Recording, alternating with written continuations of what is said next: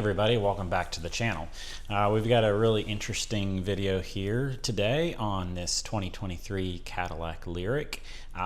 As far as I know, this will probably apply to all of the current Cadillac LYRIQ models. I don't believe things have changed enough for this process to be different between this and the 2026 Cadillac LYRIQ. So depending on the trim level of your Cadillac LYRIQ, your vehicle may have massage seats in the front. And a pretty common failure point seems to be that they just simply stop working. There's quite a few reports of this online, and I myself experienced this in about a year ago. In February of last year, the driver's seat massage quit working. The hardware that controls the massage function also controls your lumbar features, so when the massage stops working, the lumbar stops working as well. With my vehicle, I could go into the menus on the entertainment system and it would appear to go through the motions. You could turn the dial and press the switches and it would show the animations like something was happening, but just nothing happened in the seat. Interestingly enough, after a while of me fiddling with it, it stopped showing the animations as well. So I thought that was interesting. Unfortunately, I did not manage to get a video of that occurring. So I am now at 54,000 miles on my 2023 Cadillac LYRIQ, and so that means I am out of warranty. So as luck would have it, the passenger side massage function has quit working as well. So we're either at the mercy of taking it to the dealership and paying whatever they charge to do this repair, or we can just go ahead and figure it out on our own. Now, while there are many reports of this failure, there doesn't seem to be a whole lot of concrete information on why the failure occurs or what part has failed. I see two primary reports for the failure online. One is they simply state that the dealership said the module had failed, the module in the seat for the massage function. The other failure point is that, and this is something I didn't know, and maybe it's pretty common, but the massage and lumbar controls are actually work with a series of bladders that are filled with air in the seat. So there's a pump and there's small bladders that fill with air to create the massage feel. So that wasn't something I was aware of. And so some of the reports talk about those bladders developing a leak. That was my primary concern when I started looking into this is, you know, if it's a module, is that something that's going to need to be programmed? Can we even do this repair? So because I just had mine done last February, I did have my service records from that visit. And so here's what the service technician, his notes say. Driver's seat massage lumbar support was inoperative when vehicle arrived. Use document ID 6411172 to diagnose this issue. Ignition on, I attempted to operate the lumbar functions and none of the functions were operating. Code B196D was active. Removed and replaced front seat bladder control module. Driver primary and verify proper operation of all lumbar massage functions. So in my case, the notes say it was the module. However, my service advisor said that they had tested and found that there was a leak in the bladder. So I suspect that the problem is one and the same. In other words, they're just saying module because that's how the part is listed or whatnot. And in fact, when you go to order the part, as we'll see here in a minute, it's all one assembly. It's the modules, the pump, the bladders, everything. So I suspect that all of the people and all the service advisors who have stated that the module has failed, I suspect it's probably a leak on all of those would be my guess. And just looking at the way the bladders are assembled, it just doesn't seem like it's a very robust system. I'm really kind of surprised. I've seen some reports when a customer brings in a LYRIQ with a failed massage seat function that some of the dealers are going ahead and replacing both sides. It's so common. So let's take a quick look at the part and then we'll get into the repairs. All right, so here is the official GM part number. I'll also put that in the video description and on the screen. A quick note, this is a different part number already than what was on my invoice in February. In fact, when I searched for that invoice, or when I searched for that part number, I ended up with a different part number that had replaced it. And when I ordered this part from a dealership, they called me and said, hey, we're gonna have to order this, and the part number has changed again. So looks like there's been a few revisions, or at least a few suppliers. Here's hoping that this newer version is a little bit more durable. So this, with tax and shipping out the door, was about $180. So not an inexpensive part. I did see some on eBay that were used for, I don't know, I think they're like $60 or $70. But given the way this thing is constructed and them being so prone to failure, I would be a little bit nervous about getting a used one, and how much wear and tear is already on it. So let's take a quick look at what this contraption looks like. So here is the whole assembly. Right here, I believe this is the actual air pump, and we've got a 2-pin connector here, so this is probably just getting 12 volts from the car, more than likely. And then we have 3 separate ladders. So there's 1, 2, and a third one. And these are just, I'm not even sure what to describe this material as, but it's just a very thin plastic, and you can see that they've done some sort of like a heat crimp around the edge, and then you have, each one has a hose of a different color that runs into it. This little area specifically looks like it would be an easy place for the stuff to break down and leak and fail. As a side note, it looks like this is a very fresh part, manufactured on 7/10/25. So we've got this all attached to some sort of a felt type of backing. I bet these are going to hook into something inside of the seat. And it gets even more interesting along the back here. So get this pump out of the way. So we have some sort of a module here. We do have, looks like at least 6 or 7 pin connector inside there. And we have the incoming air and then outgoing to the modules. Looks like this might be used in more than one model vehicle, because we do have 3 other connections here available. So maybe some other Cadillacs have more advanced massage features. So yeah, it's kind of a strange setup here, if you ask me. I think when I first read that these Cadillacs, before I had gotten it, had massage seats, and I'd never had a vehicle with massage seats before, I think I assumed it was some sort of like a motor in there pushing things around. So it's a very interesting little setup.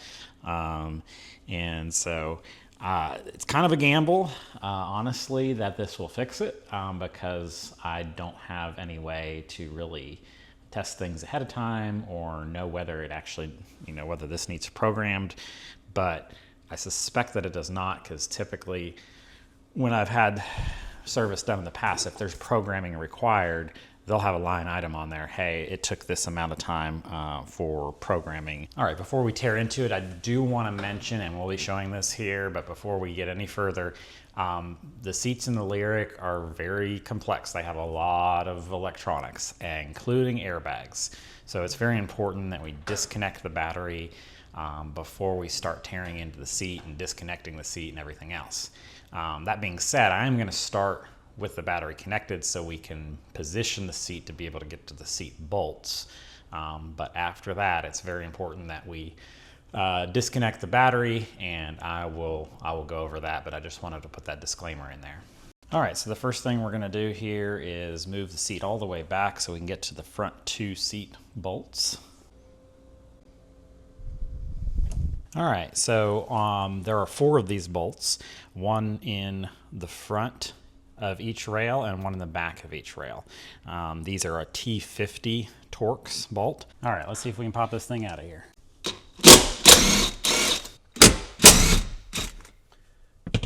And here we are around the back of the seat. So we'll move it forward so we can get to those bolts as well. I'm going to pull it all the way forward so we can hopefully get to that connector too.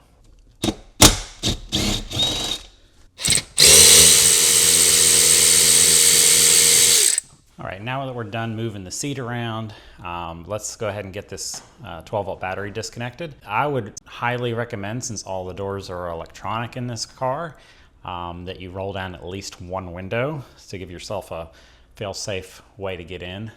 The door latches are mechanical on the inside, so you can always reach in and let yourself back in if you accidentally close all the doors. All right, here we are under the hood of the LYRIQ. Looks like it could use a little bit of a bath. Just as a note, some of the newer models, they've done away with this vanity cover, so you may just be able to get to everything. But for us, before we get started, we'll want to pop this center part off, and it just pulls straight up. A quick note, these little clips here, there's 6 of them, and sometimes they like to stay stuck in the car for some reason. I've had that happen a few times. So just be sure when you pull this out to check all 6 of these locations to make sure that the clip didn't stay behind, and pop it back in. All right, in order to disconnect the negative battery terminal, we have a couple 10mm bolts that we need to get rid of. Those will release this metal plate, which will give us enough clearance to pop the negative terminal off. And the second one is back behind this plastic cover, so I'll use one of these ratcheting wrenches to get back there. All right, with those 2 10mm nuts removed, we can pull this plate off, and that gives us access to this additional 10mm bolt that we'll need to remove to pull a negative battery cable off. Now, before we continue, I do want to mention that it takes a little while for the car to fully go to sleep. And so this is going to be something you want to consider both before and after you disconnect the battery. So some people suggest making sure the car is fully asleep before disconnecting it. I've always just disconnected it and been careful, but basically the car may still be charging this 12-volt battery from the high-volt battery. So let's just check it right now out of curiosity to see where it's at. If it is not charging the battery and the car is asleep, this should be right at 12 volts or a little bit above. If it's still charging the car, you're going to see a much higher voltage. So yeah, we're at 13 volts and falling. It might already be asleep. So regardless, I am going to go ahead and pull the negative battery cable. I like to have something like an old rag handy that I can lay that cable on so it doesn't accidentally fall back on the post and make a connection while we're working. All right, so we're going to remove this other 10mm nut. Which should let us pull this off. And then I'm going to stick this old rag in here, and that will keep us disconnected. And so what we want to do before we do any work is we want to make sure the car has fully gone to sleep. And so now that that is disconnected, we're going to test for voltage between the positive post here and the negative terminal. And we can see that we are getting less than a volt here, and it's falling, so the car has truly gone to sleep. And the other way we can confirm that is we can attempt to open one of the closed doors with the electronic handle, and yeah, it's not doing anything at all. So the car is truly disconnected from the battery. There's no remaining power going through it, so we should be safe to go ahead and disconnect that seat. All right, guys, this had me a little bit stumped. This is a little bit different of a connector than anything I've seen before, but here's how you release this. So there's a little red tab here that's keeping this little wheel from moving. And we pull this tab back until it clicks out of place. You can see that is no longer blocking that wheel.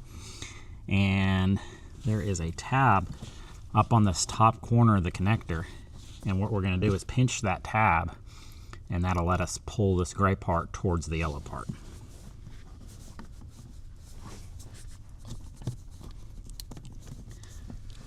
So you can see that whole thing is slid down, and then the plug comes out. I was a little bit stumped about that for a minute because most of these ones that have some sort of a wheel or some sort of a lever, but yeah, the whole thing just slid back, and it's all thanks to this little tab right here is what you press on to pull that off. So probably one of the easiest plugs I've worked on once you realize how to do it. Pull that one out, tuck this carpet down, and now the seat should be free. Alrighty, now we are gonna pull the seat out of here, and hopefully I won't look like a fool doing it.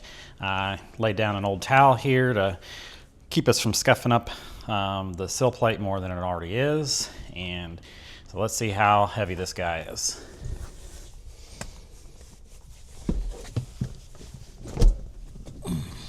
Be careful not to scratch up the seat or the door. Not too bad. All right, the seat is safely out of the car. I laid it on an old towel just to keep the rails from getting scratched up on the concrete. And so let's get this seat torn apart. All right, step one is gonna be to remove this cover right here that faces the outside of the car next to the bolster. So if we pull back this cover here, there is a T27 Torx bolt that we need to remove. I'm using a drill to remove them, but it's worth noting that you want to be careful on reinstallation, and since you're going into plastic, they actually damaged my cover putting the driver's seat back together by over tightening this next bolt that I'm going to do. The next bolt is right here, and I will move the camera over so you can see where I'm talking about. All right, here is the other bolt. Looks like this one was over tightened as well because this plastic is all deformed. Annoyingly enough, this is a totally different size. This is a T25 Torx.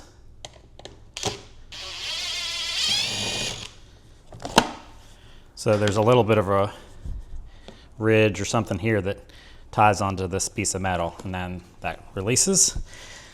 I always like to put the bolts that I've removed with the parts that I've removed it from to keep everything organized. Okay, here we are on the other side of the seat. This will be the seat side that faces the center console. Also two covers, and looks like T27 on this one. And another one hiding back here, which is also T27. So at least they're the same on that cover. And that just kind of slid up in there. So the next step is to remove this back cover here. I believe the bolts are underneath this little pad here. So we're going to need to get it out of the way. It is just hooked in place with these little Velcro straps. That's kind of cool. Originally, when I looked at this project, I thought maybe you could do it with the seat in the car, but unfortunately, it's just easier to take it out. And so now we can peel this back and reveal that there are two bolts right here. And both of these bolts are 7mm.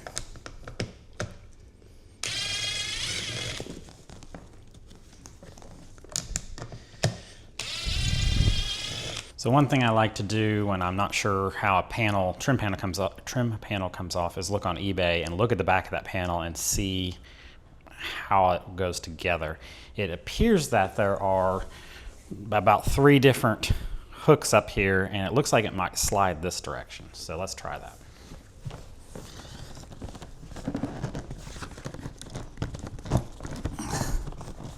Yep, so that's got that loose. We've still got this embedded, the cushion connected here to the side. So the top is loose, bottom is loose, so we've made progress. There's not really details on how this comes apart, so let me look at that a little closer. All right, I've really been struggling with this. I think I just figured it out on the other side, so I'm gonna film it. It's a little scary, but there's a channel on the back of this seat that we have to remove this upholstery from, and this is kind of nerve-wracking, but we've got a plastic pry tool here, and there seems like there's clips every so often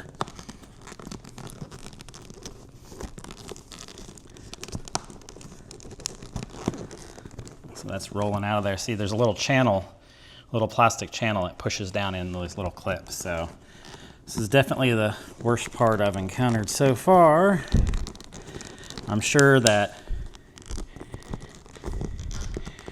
people who do seat trim for a living are laughing at me. This is probably just another day for them. All right, that side is loose, and you can sort of see this channel it's in, and I'll show you a better view, but there's some clips that you can kind of press down with a plastic pry tool and release. Ooh, that was nerve-wracking. Make sure to pull this around here before we try to pop the seat off so we don't rip the fake leather.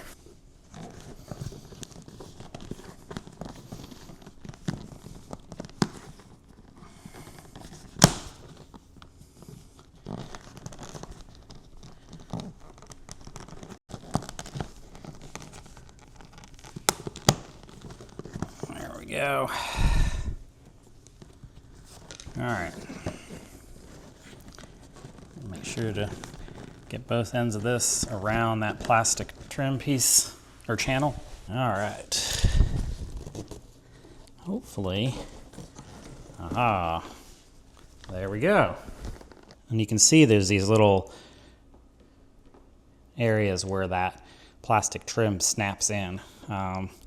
So hopefully it's easier to put back together than it was to get apart. And so now we can see at least the back of the assembly for the lumbar massage that we looked at earlier. The guides and instructions that I've laid hands on suggest that we need to take the seat the entire way apart to get this out. I'm going to look closer. That's probably accurate because it looks like it loops around that metal frame, but I'm going to look a little closer and make sure we need to go that far. So honestly, it's really tempting to just remove this blower motor and see if we can slide this assembly out of here. The official instructions have you removing the whole seat cushion and going out the front, but the instructions that I found seem to indicate that at least on some models there is an optional bladder on the seat cushion itself, the lower seat cushion bolster, which would require removing both seat cushions. But it does not appear that mine has that feature. Also, interestingly enough, and honestly somewhat concerning, is that I am feeling air pressure retained in the bladders. So that would kind of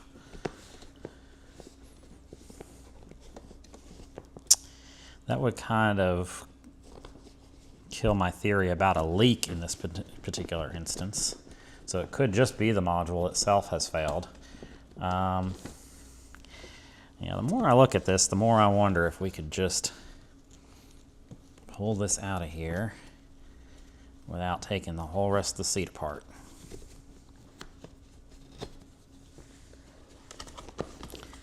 So we've got these little felt hooks that go around the frame. And I apologize if you can hear that noise in the background. It is windy and it is absolutely rattling the garage doors. So let's just see how far we can go to avoid taking the rest of the seat apart.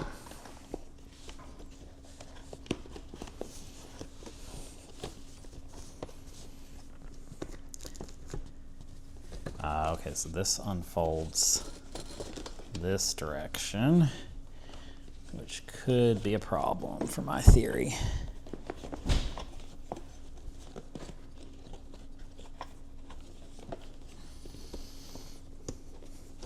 All right, well, I'm going to go ahead and take this blower motor out.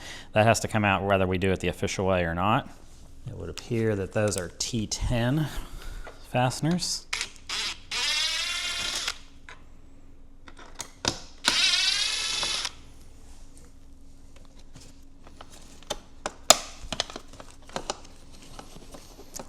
And that is connected to some sort of other bladder. But I think we can just push that out of the way. It gives me a little more room to get this final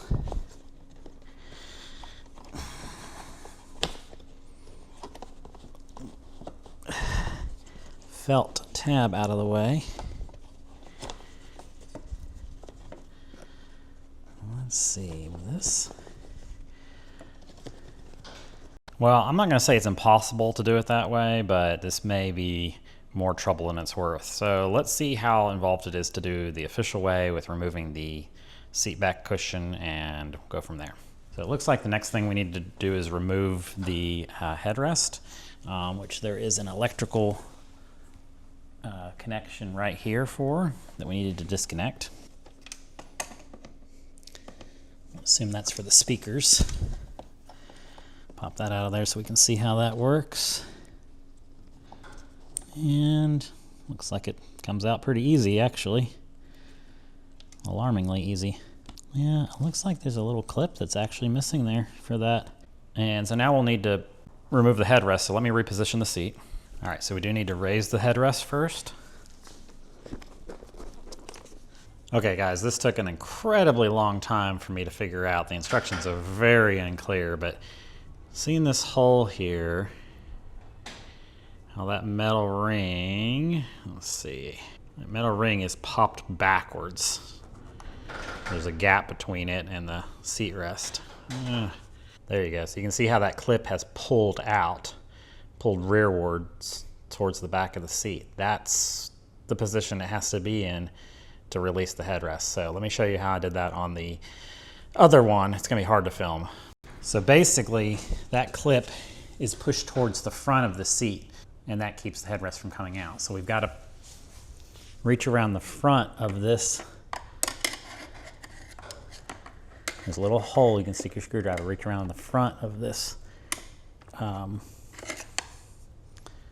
mechanism, and it was easier on the other side because, wow. Because you could get to it on the other side. Great. All right, this is one of those clips that's holding the headrest in. I just cannot get the other side out, so I'm going to proceed and see if maybe releasing the front seat cushion will give us enough wiggle room to see the other side of this clip. Maybe doing things out of order, although the instructions I found seem to say that you need to remove the headrest first. So let's release the rest of what's holding this cushion in place and see if we can see that other clip. So next we need to release all of these clips that hold the cushion in place.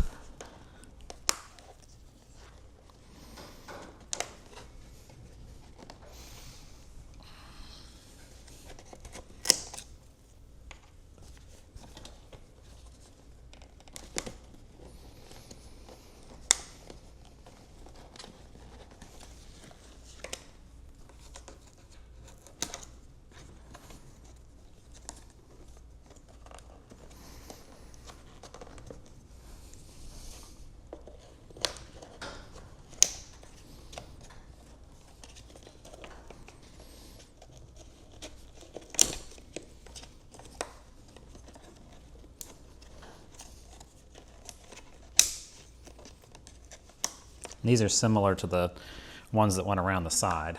And then we've got some more back here.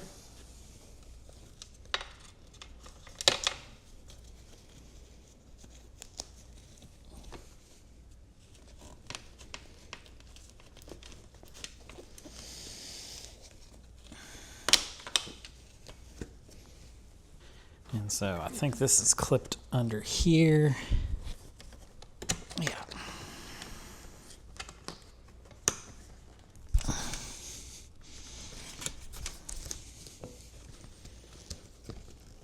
Oh.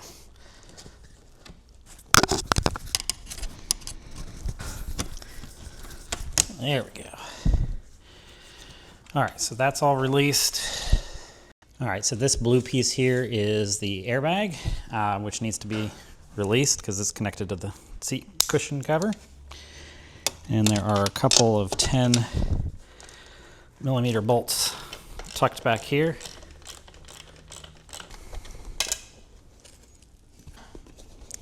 Careful not to drop it like I just did.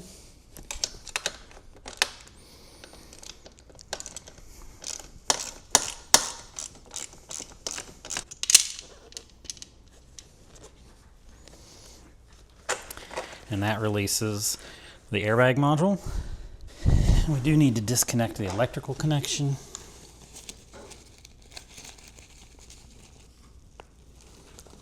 So there's these little orange clips right here that will pull back, and that pulls it right off. So it looks like that's going to be everything except for the headrest. So I'm wondering if now we can get this loose enough to see back behind where the headrest is and see what's going on. I'm just going to pull this down. I think this wiring harness here goes to the seat back. So we've got to get this released so we can see that connector back there.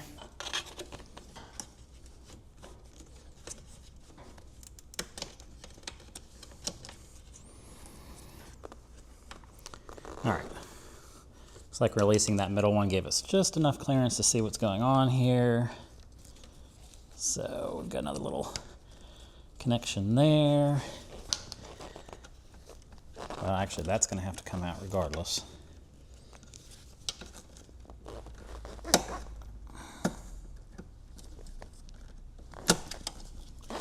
There we go. And you just press on that to pull that out.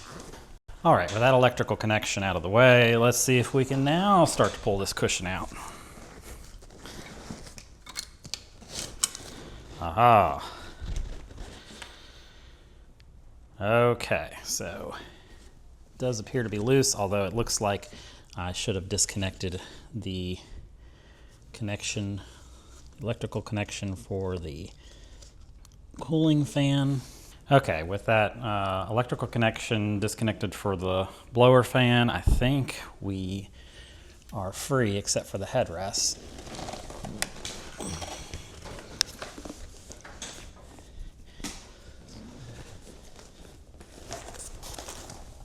And we can still not see that retaining clip easily. Okay, so with that loose, I can see the clips looking down and through the top of the headrest. So you might want to do this. You might want to wait until you get all this loosened before you attempt to remove these retaining clips. There we go. Yeah, honestly, do not know how you could get those clips out of there without loosening all this up where you can see down in there. Now, allegedly, this will release the cover, or for the cushion.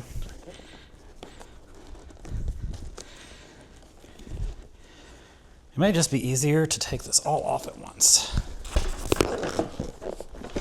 Well, there we go. I think this will actually slip out of the cover, but we'll just pull it all out in one shot.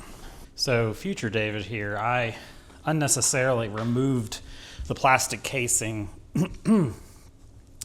around the top of the seat so that A, I could more easily see to get these clips staged, and B, show you how these clips work. So hopefully you won't run into the same grief that I did, but these clips fit into this groove. Let's see if I'm even doing it the right. Oh, like that. And that's what keeps the seat post from going up. So when they're fully engaged like that, there's a piece of metal down in here that keeps the seat from moving up. So to disengage them, there's this little thing on the back that you have to push out. And I'm really not sure what the best or official way to do it is, because it was quite the task without having this access. But when you push that little metal part that sticks out of the back towards the back of the seat, see, I'm even struggling when I'm looking straight at it. Let's see. Actually, looking at it closer, let's see if we can get a closer look.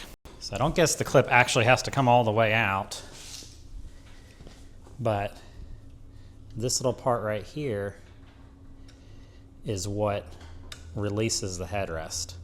So you almost have to have some sort of little pick with an angle on it to pull that back. I ended up pulling the whole headrest, or the whole clip off. And And I'm sitting here wondering if I can just stage this clip halfway out where I don't have to fight it so hard getting it back in. But basically, that's the movement you need right there. Pull that out, and the headrest will come out. It's just that you can't see this through that little hole in the back of the seat very well. And I'm sure at the dealership they have some special tool to make that happen. But that's a better, closer view of that. Hopefully that helps you avoid the frustration I did. I think you might be able to get away with not removing the headrest and just carefully pulling the seat cover out a little bit and getting to what you need to get to. But for the purpose of demonstration, I felt that it was easier to see what was going on if we had the whole seat cushion off. And here again, with the advantage of having everything opened up, one possible method for doing this might be to have a small Allen wrench like this. And if you, of course, again, you can't see what you're doing, but if you can get it in there and get it hung on it and pull it backwards, that may be the easiest way to do it. And one final view on this, and I promise I'm done. But this is probably what hung me up the longest. So I'm gonna put this back on here. This is the plastic clamshell that's not actually necessary to remove. But you could put your Allen wrench through here and get to that one. And then on this one, there's like a little slot here that you can get to that one. Which that one's going to be quite a bit harder to get to. But that's there's a look at that, which will hopefully help you understand. If I could have seen that ahead of time, I would have spent a lot less time on it. I couldn't see how it worked. All right, at long last, we now have access to the lumbar system. Of course, earlier we already released all of those little felt clips. So we can simply pull this out of here. Looks like our pump is clipped in place over here.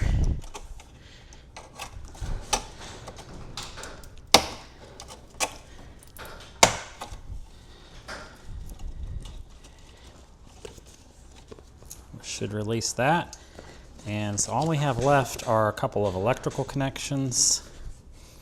It's like we do need to remove a retaining clip from this electrical connection here. And we've got a red clip here that probably goes up. Yep, it does. And that lets us pull that connection out. Retaining clip for this electrical connection.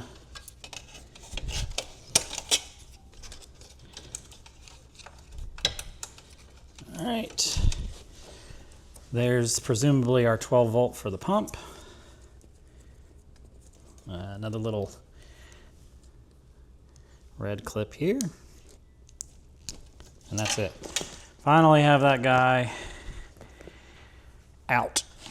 All right, so could we have gotten this out of the back of the seat? Maybe. I'd be concerned about tearing it. As you can see, there is air in these.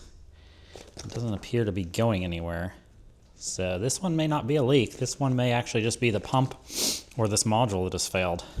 Okay, so now it's time to install the replacement lumbar and massage module. And so just as a reminder, your tubes and everything point in the direction of up, as do these handy arrows point in the direction of up. Alrighty, so we're halfway there technically. So let's get this put back together. So we're just gonna slide this little guy back in here.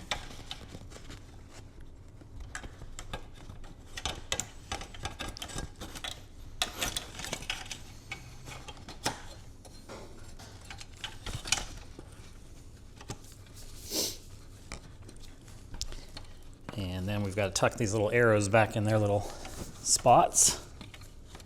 A little bit easier to get to, I will admit, with the seat cover off.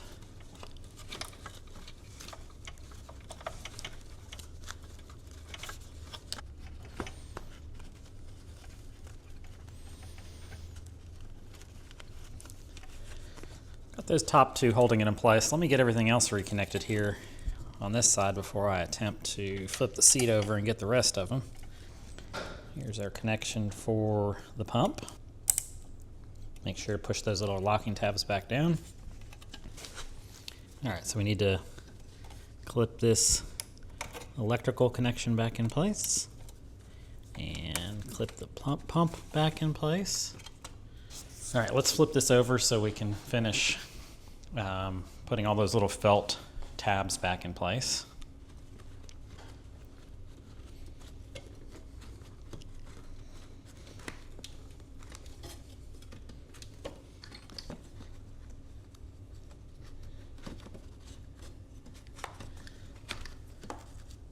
All right, and now we need to reconnect this module.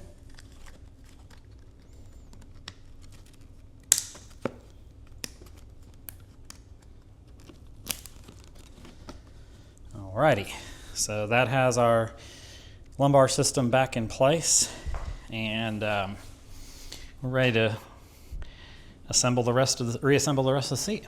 All right, so from here on out, it should be basically the reverse of what we just did. And like I said before, the instructions do have you removing the bottom before you remove this, and it looks like there's another hose and some sort of a bolster bladder, but evidently this car doesn't have it. The instructions I was looking at were for a 2024 model, so it may be that they added that in the 24s. All right, so I opted to just leave this headrest, and well, it just came out. That's funny. All right, so let's get this cushion back on, and then we'll fool with the headrest.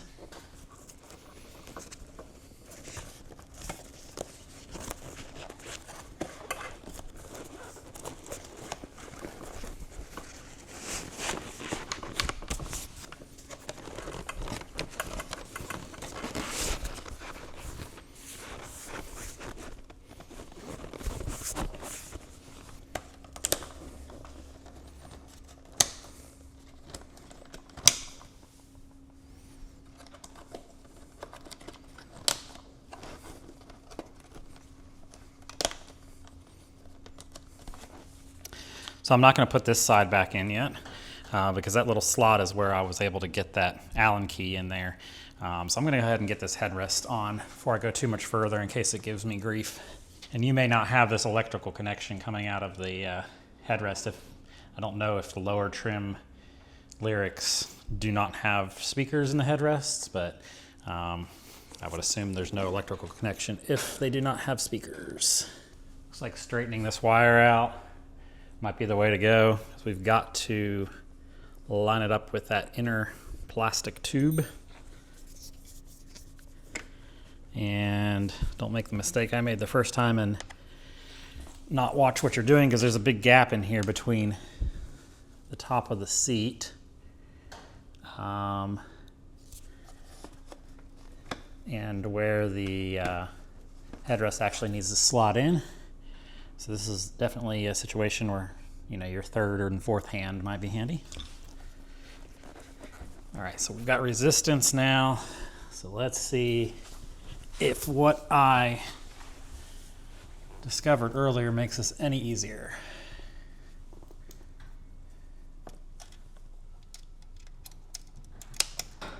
Okay, I think I feel the clip there.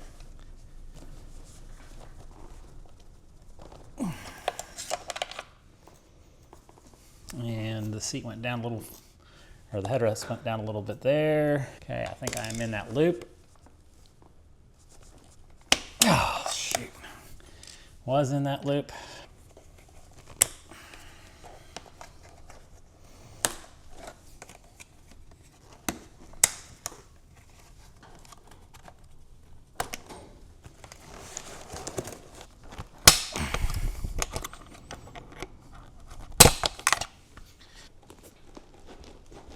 I would 100% recommend just leaving all of this up out of the way so you can see what you're doing, both removing and installing it, but it seems like it's going down now. So let me pull this cushioning back around before we damage it.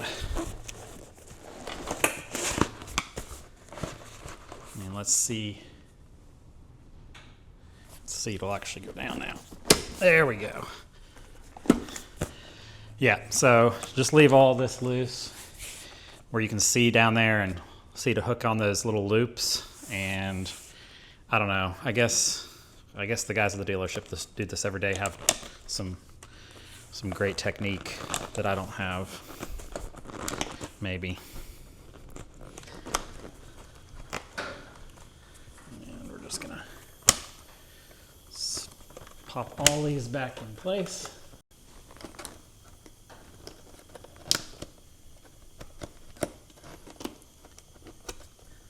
All right, it's looking more like a seat, so let's get all this pushed back in.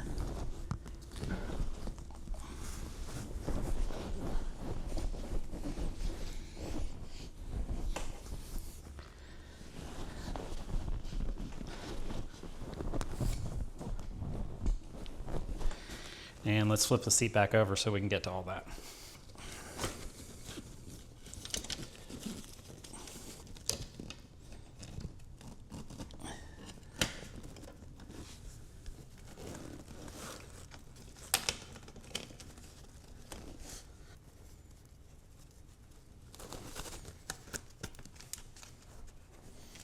About this electrical connection.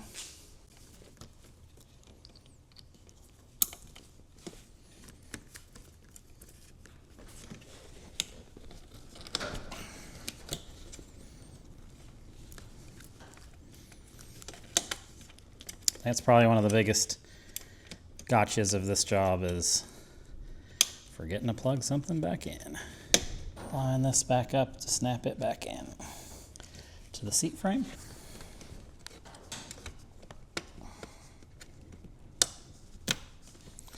There we go.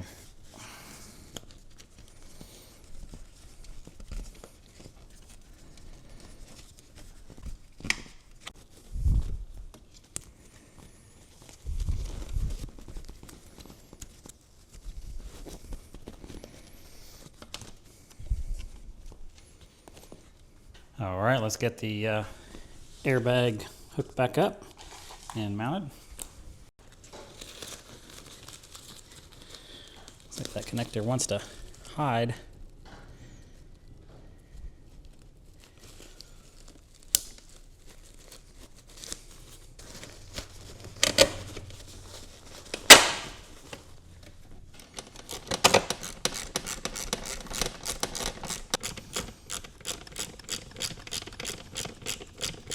All right, so let's get this blower motor back in place. Just hooks right there, and there's a couple of T10. And those are going into plastic, so easy does it. And clip this connector back in place. A lot easier to get to now, and it's all nice in here and sturdy, so be sure to disconnect all this before you start to remove the seat back cushion. Don't make the mistake I did. And then we need to reconnect this guy for the headrest. And mine came missing its clip, which is interesting. It was most certainly not me. I think that was like that from the factory, so we're gonna add a little zip tie in here. Who knows, maybe this thing was assembled on a Friday and somebody said, let's just send it. Moved you around so you can see what I'm doing here. Basically running a zip tie down between these wires to keep this from backing back out. But yeah, that just fell out of there when I unclipped it, so I really don't think it was me.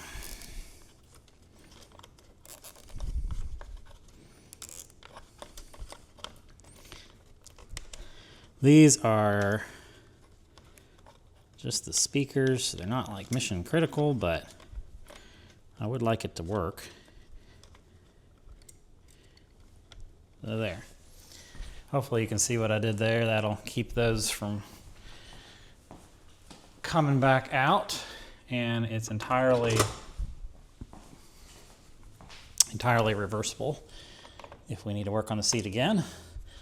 Although I'm not sure I would go through all this much trouble for the massage seat feature in the future. All right, so that's that. All right, time to put the seat back cover on. And so if we look closely, there's a couple little notches there and one there. And on the back of the seat cover, like we alluded to earlier, there are a couple of corresponding little guys that hang in there. So that's what we want to do first, is hang them in there and move the seat that way a little bit. And then fight with the upholstery.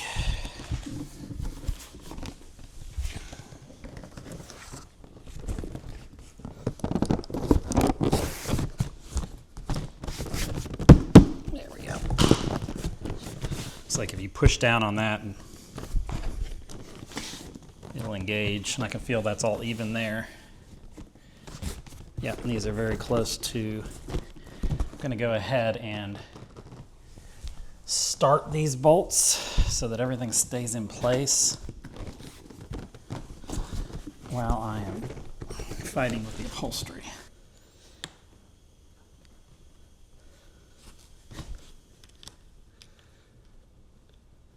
All right, a little apprehensive about this part. Maybe it'll be easier.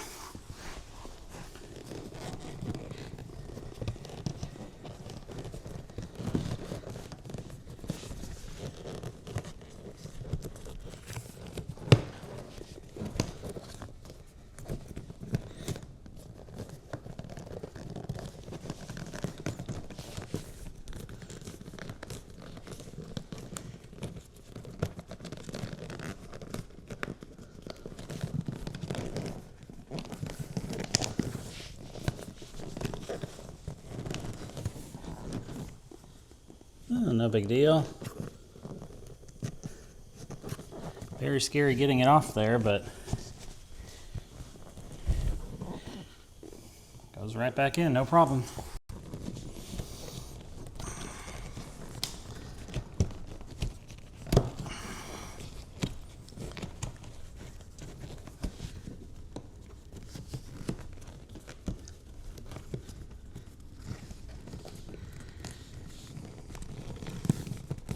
Kind of just folds into itself.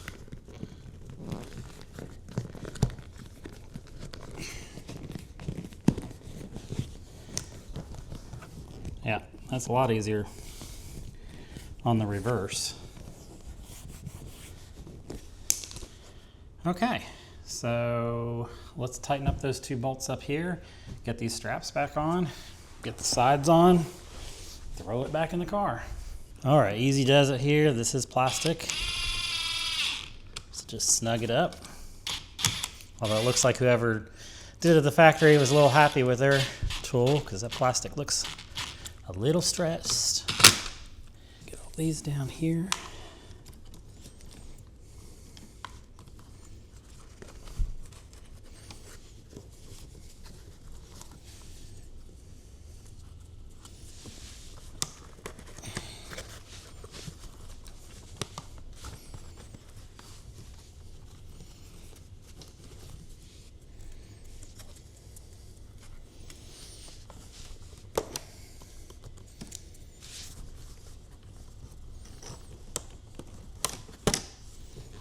So this little metal plastic piece slides up under this part of the metal frame.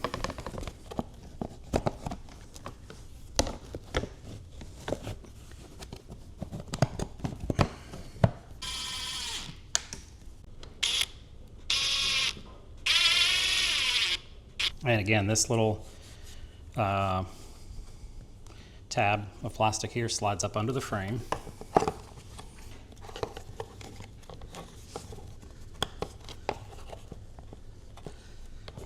Actually, I think it slides behind the seat belt first. Yep, behind the seat belt first.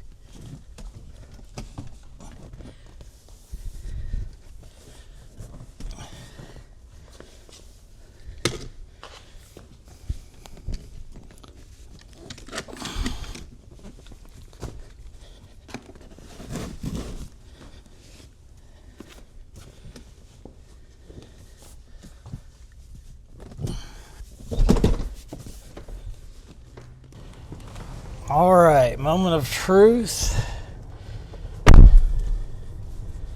I don't want to know.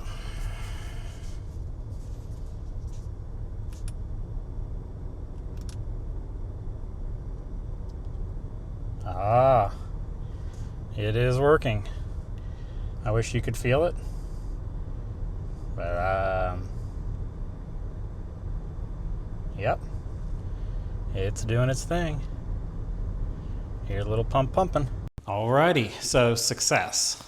The passenger side massage seat is working again, and which means lumbar support will also be working again. So judging by the fact that the old bladders have air pressure in them, to me it doesn't seem like a leak. Like I can't push any air out. So unless it's just some sort of a check valve somewhere that's temperamental, it would seem that in this particular case it actually was either the pump or the module. I could never hear the pump after it stopped working, so it could have very well been this little pump that's failed, but I'm really not sure what checks and balances are in place, or if this stops working, maybe there's no power sent to this, I don't know. But in any case, it's a really interesting, fiddly little system. Was it worth it? Would I do it again? I don't know. So including filming, it took me about 5 hours. Filming slows things down considerably. So I would say if I wasn't stopping and checking camera angles and adjusting things, you know, let's call it 3 hours maybe. Of course, they did it in under 2 at the dealership. I can see where that's possible. The good news is this is totally DIY if you're up for this adventure. You do not have to reprogram everything. It all just works again. So that's good news. Like I said, the part's about $180, so that's not terrible. And I think labor at the local dealership these days is like $200 an hour, if I'm not mistaken. So if they're booking, like, let's call it 2 hours, that's $400 in labor. So, you know, let's call it $600 with parts and labor. So 600 compared to 180, you know, you be the judge. This is definitely a challenging repair. As you can see, it's not a simple fix. But hopefully this helps somebody fix this problem on your Cadillac LYRIQ, should it occur out of warranty. If it were me, I would definitely be checking the function of these massage and lumbar, you know, getting close to the end of the warranty, and make sure that they are working properly.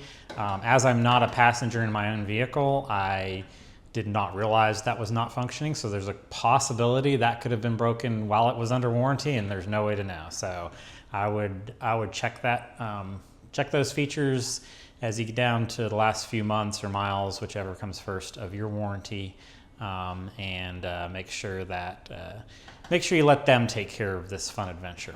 Alrighty guys, that does it for this video. Like I mentioned earlier, this Cadillac LYRIQ is nearing 3 years old and is over 50,000 miles, so we're at 54,000 now. And so we're out of warranty, so I'm sure we're gonna have some other fun adventures repairing things on this car. So stay tuned. Hope you'll consider subscribing for more videos on this as well as our other vehicles. And you guys have a great day.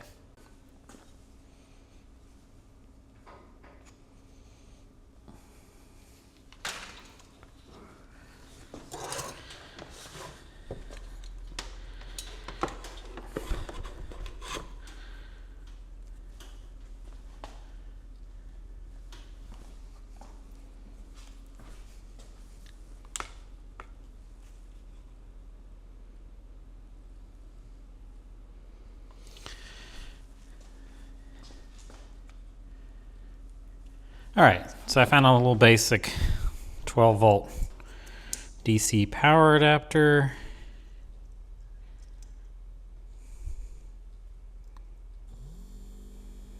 Well, I can hear the motor turning, so the motor's good.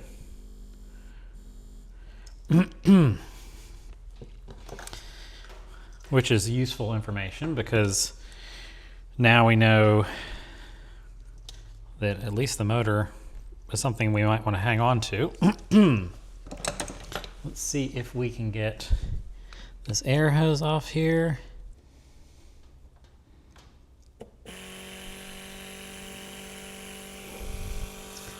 Yep, I do feel air. So unless it's just not pumping enough air or it doesn't have enough pressure, then I would say this pump is probably still good. So pump and motor seems to check out. The bladders are holding air, all three of them. So it's some sort of failure in this module here, more than likely. Let's crack it open and see what's inside. All right, I apologize in advance about the audio. My microphone died. All right, so yeah, this is a very sealed module, whatever you want to call it. Had to get quite destructive to get inside and have a look.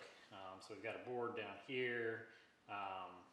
Not much going on. No obvious physical signs of what died. More stuff on the back here. Again, everything looks fine except where I nicked it a few times. The board kind of extends out this way, and then no doubt these are some sort of little relays or little air switches, if you will, which is probably a better term for them. So yeah, I mean, everything looks great. So the ballasts do not appear to be leaking. The pump appears to work, and there again, I think if it was a pump issue, you'd just hear it trying to run and run and run.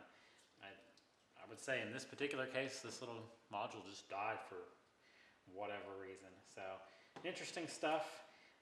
So I guess it can be either the module or a leak. However, either way, you're replacing the whole set as an assembly. So I just thought it'd be interesting to take a look at that.